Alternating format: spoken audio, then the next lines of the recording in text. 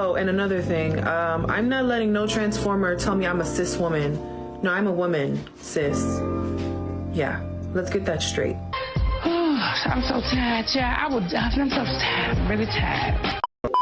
If you're on the same side of TikTok I'm on, I'm sure you've come across that video or someone stitching her video. This has conjured up a conversation that I feel like we've been having at least once a year at this point, and I'm tired.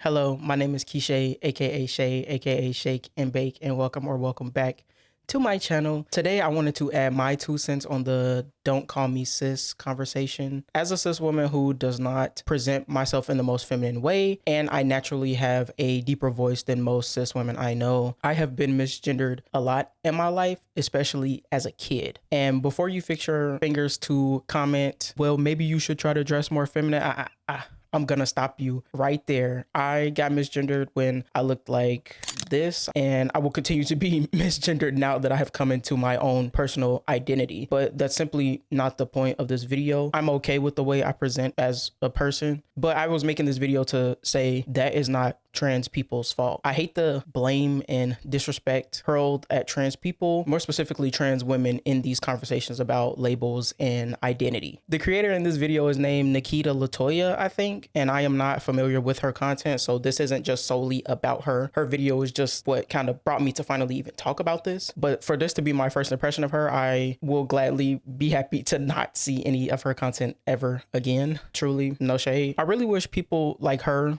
you know, transphobic people, would understand that just because a word is new to you, or just because you're not familiar with a word, it does not mean that that word is new. It may be new to you, and that's perfectly fine, but why do we then have to make that everybody else's problem?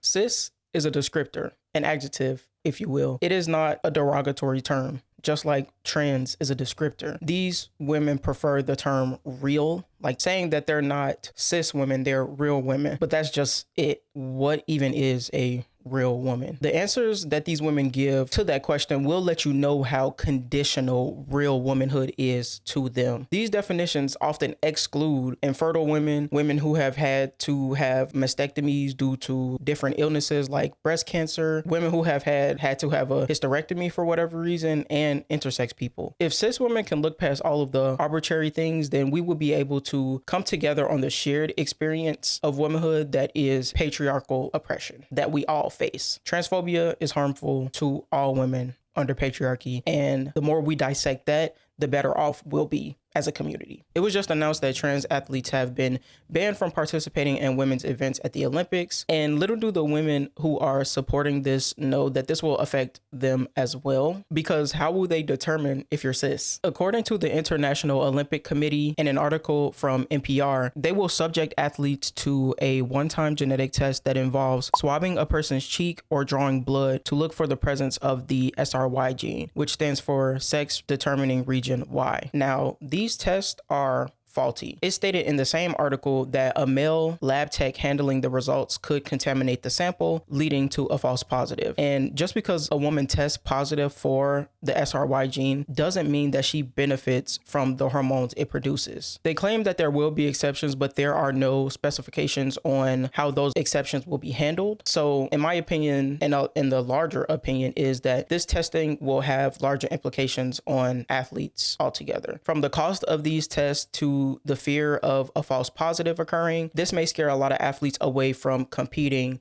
and could disrupt women's sports as a whole. So while certain cis women are making videos trying to disparage others and distinguish themselves from trans women, there are committees putting policies in place that claim to know a way to determine that, and those ways to determine it are not even fully scientifically accurate. I'm saying there are bigger fish to fry than somebody calling you cis, girl.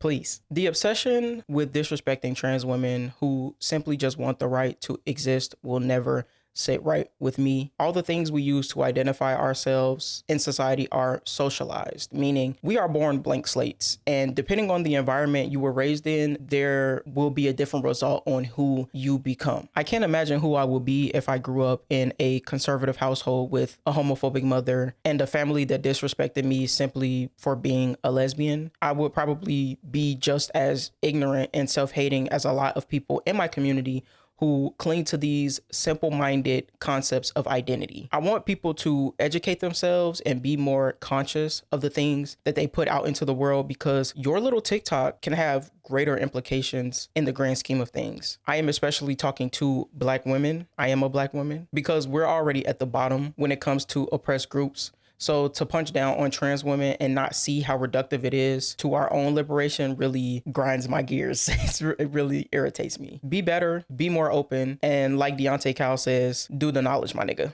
Educate yourself, because we are in trying times. Thank you guys for watching this video. Don't forget to like and subscribe. I talk about all sorts of things. So if you like this video, there is more where that came from. Let me know what you guys think in the comment section down below. If you're one of my friends and family watching, I love you, and I'll see y'all in the next one. Goodbye.